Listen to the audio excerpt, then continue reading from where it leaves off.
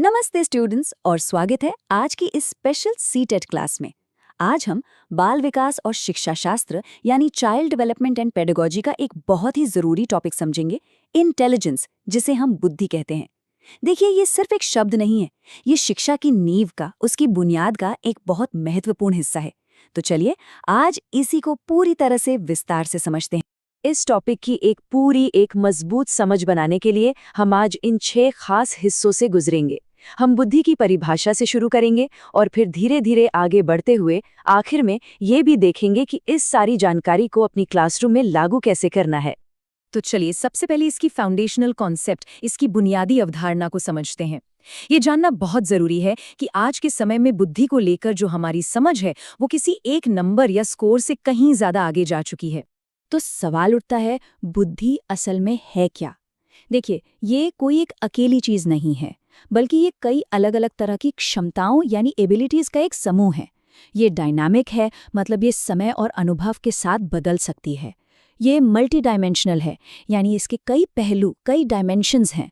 और हाँ, ये बात गांठ बांध लीजिए कि ये सिर्फ एक आईक्यू स्कोर तक सीमित बिल्कुल नहीं है। तो इसकी मुख्य क्षमताएं कौन-कौन सी हैं? इनमें शामिल हैं सोचना और तर्क करना, किसी भी समस्या का समाधान निकालना, अपने अनुभव से सीखना और अपने आसपास के माहौल यानी एनवायरनमेंट के हिसाब से खुद को ढाल देना। इसका एक बहुत ही सरल सा उदाहरण सोचिए। जब कोई छोटा बच्चा पहली बार किसी गर्म चीज को छूता है तो उसे जलन होती है। वो अपने इस अनुभव से सीखता है और फिर दोबारा उसे नहीं छूता। यही तो बुद्धि का एक मूल रूप है।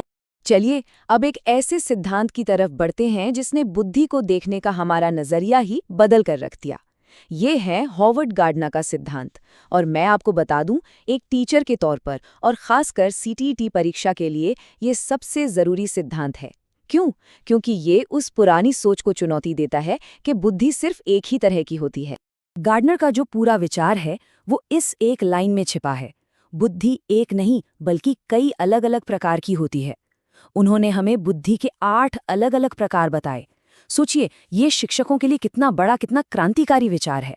इसका सीधा सा मतलब है कि हर बच्चा प्रतिभाशाली है, हर बच्चे में कोई ना कोई खासियत है, बस उनकी प्रतिभा के क्षेत्र अलग अलग हो सकते हैं। चलिए अब एक एक करके इन प्रकारों को देखते हैं। पहली है भाषाई बुद्धि यानी लिंग्विस्टिक इंटेलिजेंस। इसका मतलब है भाषा पर अच्छी पकड़, शब्दों का सही इस्तेमाल, जैसे कवि, लेखक या शिक्षक करते हैं। दूसरी है तार्किक गणितीय बुद्धि यानी लॉजिकल मैथमेटिकल। जैसा कि नाम से ही साफ है, यह तर्क, लॉजिक और गणना से जुड़ी है, जो वैज्ञानिकों और गणितज्ञों में पाई जाती है। और तीसरी है स्थानिक बुद्धि यानी स्पेशल इंटेलिजेंस। इसका मतलब है दुनिया को अपने दिमाग में 3D में देखने की क्षमता। जैसे कोई आर्किटेक्ट बिल्डिंग का डिजाइन सोचता है या एमएफ हुसैन जैसा कोई पेंटर कैनवस पर कुछ बनाता है। अब अगले 3 प्रकारों को समझते हैं। संगीतिक बुद्धि मतलब संगीत की गहरी समझ, लय, ताल, सुर को पहचानना, जैसे AR रहमान में है। फिर आती है शारीरिक गतिक बुद्धि यानी बॉडीली काइनेस्थेटिक इंटेलिजेंस। इसका मतलब है अपने शरीर पर बेहतरीन कंट्रोल, मन और शरीर का तालमेल, जैसा हम विराट कोहली जैसे एथलीट में या किसी डांसर में देखते हैं। और फिर है प्रकृतिवादी बुद्धि यानी नेचुरलिस्टिक इंटेलिजेंस। इसका मतलब है प्रकृति, पेड़, पौधे, जानवरों, इन सब चीजों को गहराई से समझना, जो किसानों और वनस्पति शास्त्रियों में होती है।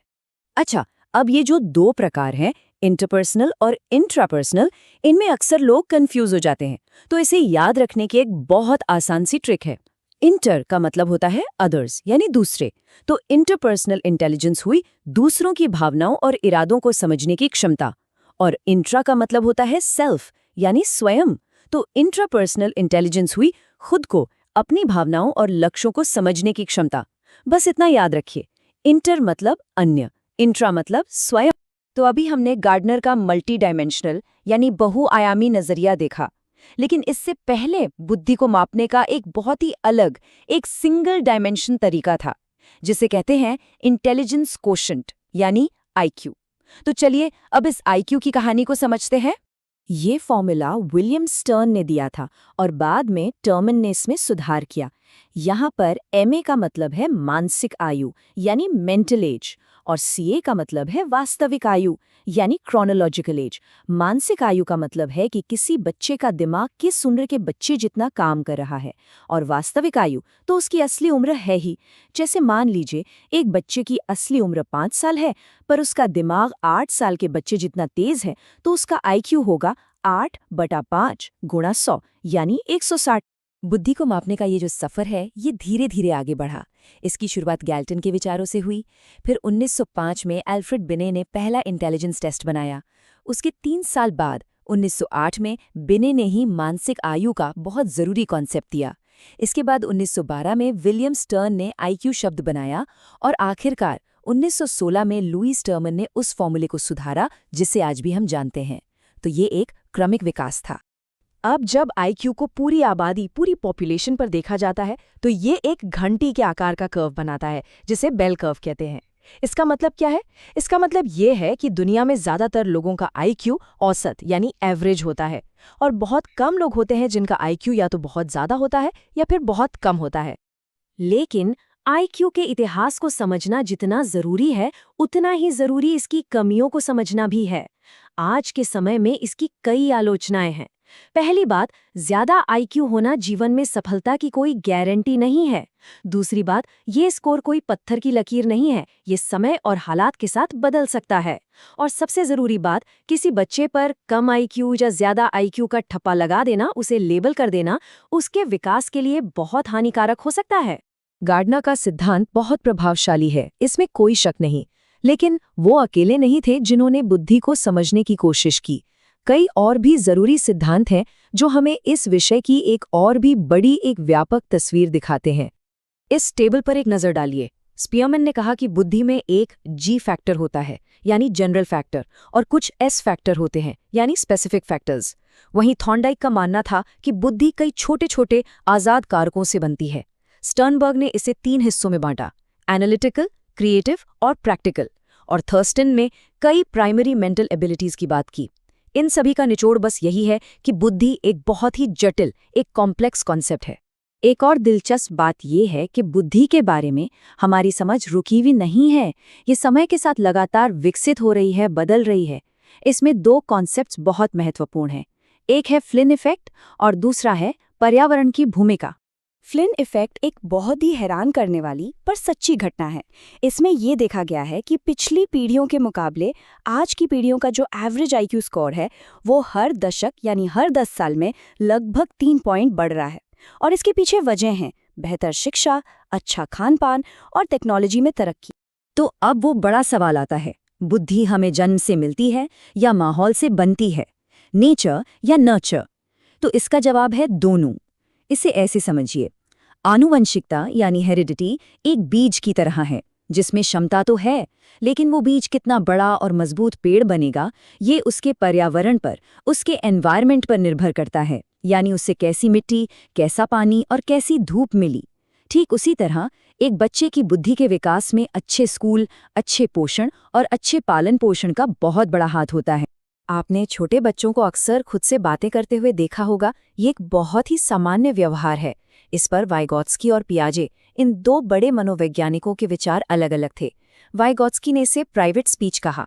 उनका मानना था कि बच्चा खुद से बात करके अपने विचारों को, अपने कामों को दिशा दे रहा है, जबकि पियाजे ने इसे ईगोसेंट्रिक स्पीच कहा। उनका मानना था कि ये इस बात का संकेत है कि बच्चा अभी दूसरों के नजरिए से दुनिया को नहीं देख पा रहा है। तो चलिए अब आते हैं इस पूरी चर्चा के सबसे जरूरी और व्यावहारिक हिस्से पर। एक भावी शिक्षक होने के नाते इस सारी जानकारी का आपकी क्लासरूम के लिए क्या मतलब है? एक शिक्षक के तौर पर आपकी भूमिका यहाँ बहुत बहुत ज़्यादा महत्वपूर्ण हो जाती है। सबसे पहला और सबसे ज़रूरी नियम, किसी भी बच्चे पर कभी कोई लेबल ना लगाएं। दूसरा, अपनी क्लास में हर तरह की प्रतिभा, हर तरह की बुद्धि का सम्मान करें। तीसरा, अपने पढ़ाने के तरीकों में विविधता लाएं ताकि हर तरह की बुद्धि वाले बच्चे सीख सकें। और आखिरी में, सिर्फ इस पर ध्यान न दें कि बच्चा क्या जानता है, बल्कि इस पर ध्यान दें कि आपकी मदद और सपोर्ट से वो क्या क्या सीख सकता है। तो आज के इस विश्लेषण का सार क्या है? हमने सीखा कि बुद्धि कोई एक अकेली चीज नहीं बल्कि बहुआयामी है। हमने गार्डनर की 8 प्रकारों के जरिए बुद्धि की विविधता को जाना। हमने आईक्यू की ऐतिहासिक सीमाओं को समझा। और हमने ये भी जाना कि एक शिक्षक की सबसे बड़ी और सबसे पवित्र भूमिका हर बच्चे की अपनी अनूठी क्षमता को पहचानना और उसे निखारना है।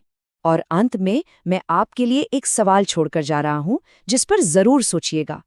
एक भावी शिक्षक के तौर पर आप एक ऐसी क्लासरूम कैसे बनाएंगे जो हॉवर्ड गार्डनर की बताई गई सभी 8 तरह की बुद्धियों का सम्मान करे और उन्हें विकसित होने का पूरा पूरा मौका दे? यकीन मानिए, ये सवाल आधुनिक शिक्षा के दिल में है और इस पर विचार करना हर शिक्षक के लिए जरूरी है।